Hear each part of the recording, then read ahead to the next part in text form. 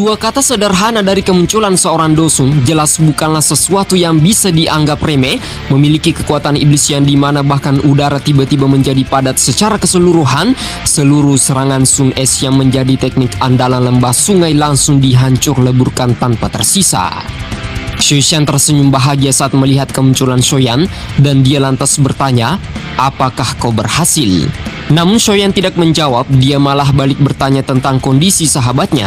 Tetapi dari tampak yang terlihat, Shoyan hanya menjawab bahwa luka-luka yang dideritanya terbilang sebagai luka ringan saja.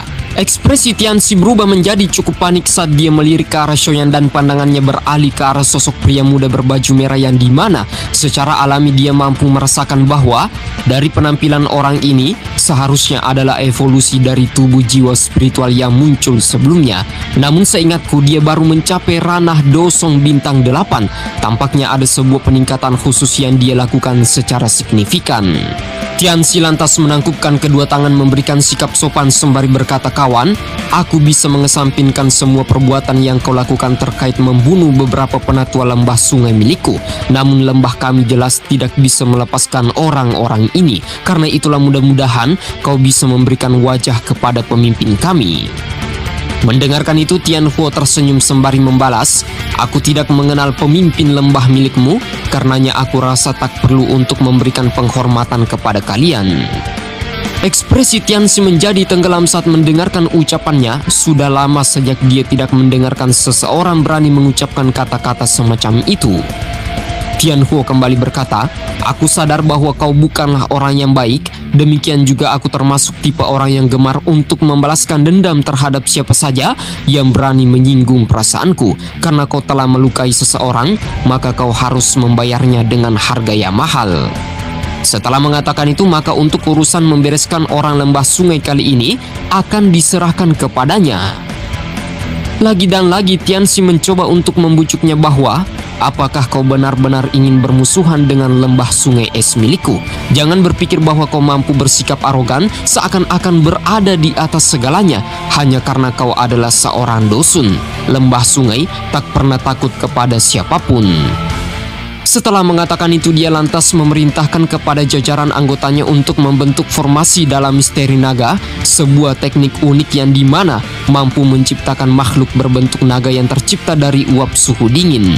Dikepung dengan formasi terkuat mereka dan juga beberapa ahli Dosong, Tianhuo hanya mengangkat satu jarinya memotong ruang yang berada di hadapannya, membentuk retakan spasial hitam merah gelap dan menyedot seluruh teknik formasi naga mereka ke dalamnya.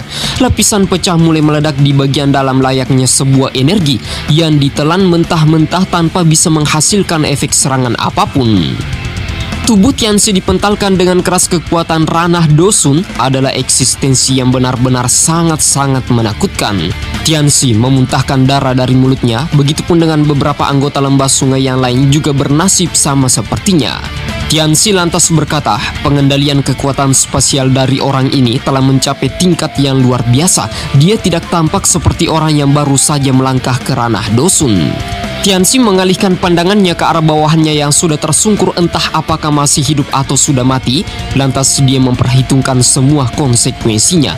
Dengan melindungi si wanita tubuh racun, maka mustahil bagiku untuk menangkap mereka sendirian. Karenanya, aku akan segera kembali untuk memberitahu pemimpin lembah tentang semua masalah yang terjadi.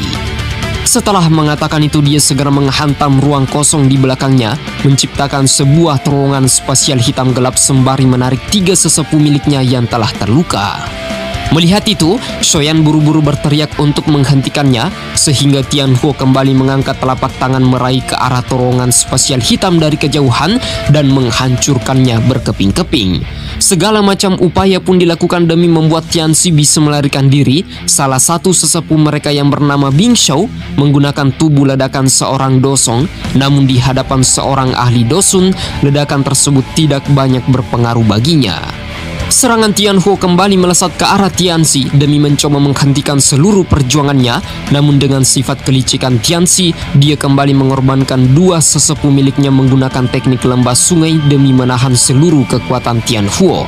Mengikuti kesempatan tersebut, 2 gelombang besar kembali meledak, sementara untuk kali keduanya, dimensi spasial lagi dan lagi diciptakan olehnya demi membuka ruang agar dirinya bisa kabur. Dan benar, hal itu berhasil menyelamatkan nyawanya. Tubuhnya seketika menghilang, tetapi dia memperingatkan kepada seluruh orang yang telah berani memprovokasi lembah es miliknya, maka masalahnya tidak akan berakhir. Tianhuo mengerutkan wajahnya, tidak disangka orang ini berhasil lolos dari tangannya, padahal belum mencapai kekuatan Dosun. Shoyan mengerti, tetapi itu bukanlah sebuah masalah yang harus dipikirkan untuk jangka waktu yang lama. Yang terpenting adalah kita perlu menemukan tempat yang aman demi membantu Shoishan menyelesaikan permasalahan tubuh racunnya. Begitu dia mampu mengendalikan tubuh racun, maka seharusnya lembah sungai akan berpikir dua kali untuk menyentuh kita lagi. Selepas itu Shoyan akhirnya memutuskan untuk meninggalkan aliran Dewa Jatuh dikarenakan sangat tidak cocok untuk memurnikan tubuh racun di tempat tersebut. Tempat yang cocok untuk membantunya harus dipenuhi dengan cahaya serta suhu panas tingkat tinggi. Mendengarkan itu, Xinlan angkat bicara bahwa di kota Ye kami ada sebuah tempat unik yang bernama altar api kuno. Sinar matahari dari langit akan berkumpul di tempat itu dan juga beberapa bibit inti api selalu keluar dari bawah tanah. Klan Ye milikku menyebutnya sebagai api matahari. Jenis api matahari ini bukanlah api surgawi, tetapi jauh lebih kuat dibandingkan dengan api binatang biasa. Beberapa leluhur klan Ye sering menggunakan kekuatan tersebut demi meningkatkan keberhasilan penyempurnaan pil mereka. Namun sayangnya, api matahari ini tidak akan bertahan lama. Shoyan merenung dan berpikir cukup panjang. Bukankah peletakan dari altar api kuno yang disebutkan adalah sebuah tempat terlarang dan rahasia bagi klan Ye miliknya? Apakah mereka benar-benar akan meminjamkannya untuk kami? Xinlan berkata, para penatua klan Ye belum mengetahui identitasmu, karenanya jika kau pergi ke sana lagi dan berkunjung, Xinlan bisa menjamin mereka tidak akan menyinggung perasaanmu. Selain itu, klan Ye sudah berada dalam kondisi yang cukup terpuruk, karenanya dia sangat membutuhkan bala bantuan demi membantu klannya agar bisa bangkit kembali. Nah, setelah diputuskan, maka Shoyan bersama dengan teman-temannya akhirnya melakukan perjalanan, dan singkatnya dalam beberapa hari mereka semua akhirnya sudah tiba. Namun sesampainya di sana, entah kenapa orang dari klan Ye sudah mendapatkan musibah. Mereka dihantam oleh sekelompok orang berpakaian hitam yang dimana komplotan tersebut dipimpin oleh seorang ahli dosong bintang 6. Shoyan lantas bertanya kepada Xinlan, siapa mereka? Xinlan tak bisa menahan raut wajahnya yang begitu kaget sembari menjawab, mereka adalah orang-orang dari sekte api hitam yang dianggap sebagai faksi paling kuat di dalam wilayah pil ini. Sekte mereka terletak cukup dekat dengan kota Ye dan benar-benar sangat mendambakan kota Ye dalam beberapa waktu lalu. Tidak disangka mereka sudah berani menerobos sampai ke titik ini. Dua orang tua di depan adalah si kembar iblis kejahatan. Mereka sangat kuat dan memiliki reputasi yang cukup terkenal. Bahkan kakek alias tetua pertama klan Ye pun tidak sebanding dengan kekuatannya. Yeso mencoba untuk menegaskan kepada dua kembar yang bernama Sauhe dan Kinmo bahwa meskipun klan Ye miliknya tak lagi mendapatkan kemuliaan seperti di masa lalu, tetapi jika ingin bertarung dengan sekte api hitam, maka itu tidak akan menguntungkan kedua belah pihak. Tapi tujuan kedatangan keduanya untuk menggabungkan klan Ye di bawah perintah langsung dari pemimpin sekte. Jika kalian patuh atas perintah dan memilih untuk menyerah, maka sekte api hitam tidak akan memperlakukan kalian dengan buruk, bahkan masih bisa mendapatkan sebuah tempat yang layak untuk menyambung hidup. Shoyan yang masih berada tidak jauh dari lokasi pertarungan menyipitkan matanya menyaksikan pertunjukan yang menggejolak di dalam aula. Sekte api hitam ini benar-benar tidak mempunyai belas kasihan. Dia menghitung jumlah peti mati dan menemukan bahwa ada satu lebih yang tersisa dan diyakinkan peti mati itu sudah disiapkan untuk Xinlan. Xinlan mengepalkan tinjunya dengan erat. Dia tak bisa menahan gemetar di hatinya karena amarah, sehingga dengan terpaksa harus meminta pertolongan Shoyan untuk membantu klan miliknya. Bahkan dia bersedia melakukan apapun selama klannya baik-baik saja. Shoyan berkata, karena aku sudah datang, maka secara alami aku akan membantumu. Sementara itu diperlihatkan kedua penatua dari sekte api hitam yang sudah mengacak-ngacak aula besar klan Ye kembali menegaskan agar menyerahkan hak kepemilikan kota Ye dan juga altar api kuno matahari. Bahkan hanya memberikan waktu kepada Yesong selama 5 menit untuk memikirkan seperti apa keputusannya. Setelah 5 menit berlalu, entah kenapa Yaeson tidak mengucapkan kalimat sepatah kata apapun, membuat dua tetua sekte api hitam mengerutkan wajahnya dengan amarah dan langsung saja melancarkan serangan untuk membantai mereka semua. Tetapi tepat setelah serangan tersebut mulai mendekat, tiba-tiba saja keterkejutan di wajah keduanya tak tertahankan. Shoyan langsung muncul sembari mengucapkan bahwa aku beri kau waktu 1 menit untuk membawa semua peti matimu keluar dari kota Ye. Jika tidak, maka kau akan tetap tinggal di sini untuk selamanya. Serangan langsung berhenti. Kedua penatua sekte api hitam merasa terkejut saat mendengarkan kalimat teguran tersebut. Tidak disangka hanya seorang Dosom bintang 2 berani bertingkah lancang di hadapannya. Karenanya Sohe segera memberikan perintah untuk membunuh pemuda itu. Ketika kekuatan Doki dilepaskan ke arah Shoyan, energi api surgawi segera dirilis dan langsung melakukan kontak dengan serangan Kinmo. Hal itulah yang membuat lagi dan lagi mereka terkejut bukan main. Tidak disangka bocah Dosong sepertinya ternyata memiliki kekuatan api surgawi yang mengerikan. Shoyan tidak ingin menunda terlalu lama. Tianhuo Sungsi segera muncul dari beberapa lipatan spasial miliknya serta menembus ruang sehingga dengan kekuatan agung miliknya itu, Sohe serta Kinmo terpental dengan keras bahkan sampai memuntahkan darah. Keterkejutan terlintas di wajahnya. Tidak disangka yang muncul kali ini adalah seorang Dosun. Entah sejak kapan klan Ye memiliki bala bantuan seperti itu. Yaeson mengalihkan pandangannya ke arah kelompok Shoyan. Dia benar-benar tidak habis pikir pemuda yang pernah dikeroyok di klannya sendiri malah datang untuk membantunya.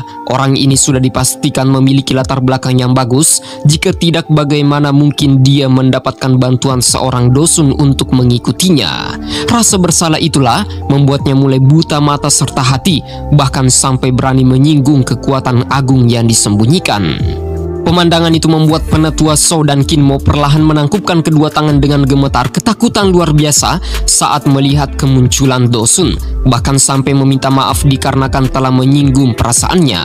Kesalahan perhitungan dalam penyerangan kali ini tidak dipikirkan dengan matang, bahkan malah membahayakan nyawa mereka sendiri. Tianhuo lantas menegaskan, pergilah. Jika kau kembali lagi, maka aku akan berangkat ke sekte milikmu untuk memberikanmu pelajaran. Setelah kepergian anggota sekte api hitam, Yaeson mengalihkan pandangannya ke arah Shoyan sembari mengucapkan terima kasih yang dalam dikarenakan telah menyelamatkan klannya dan semoga pemuda itu bisa memaafkan semua kesalahannya di hari kemarin. Shoyan mengatakan, kedatanganku kali ini dengan maksud dan tujuan untuk meminjam altar api matahari kuno klan Ye.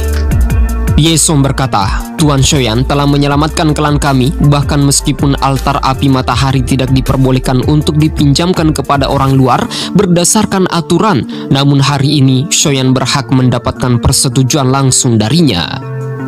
Yaeson segera membawa Shoyan untuk menuju ke ruang bawah tanah sembari berjalan. Dia memberikan informasi, ada sebuah lubang yang menghubungkan di bawah lempengan batu. Beberapa bibit inti jantung api yang berada dalam pola batu ikut dipindahkan. Dengan begitu akan muncul sinar matahari yang berkumpul sampai membentuk api matahari. Namun dalam beberapa tahun ini, bibit jantung api jarang keluar dari lubang sehingga tidak lagi membentuk api matahari. Shoyan ikut merenung, tampaknya dia tidak harus bergantung pada api matahari. Yang dia ingin pinjam hanyalah sebuah energi alam murni dari tempat tersebut demi menekan tubuh racun yang dimiliki oleh Shuishan. Nah, dalam tahap proses ini, Tianhuo bersama boneka iblis bumi akan menjaga di pintu masuk sampai pada akhirnya proses untuk membantu Shuishan mengendalikan tubuh racun segera dimulai.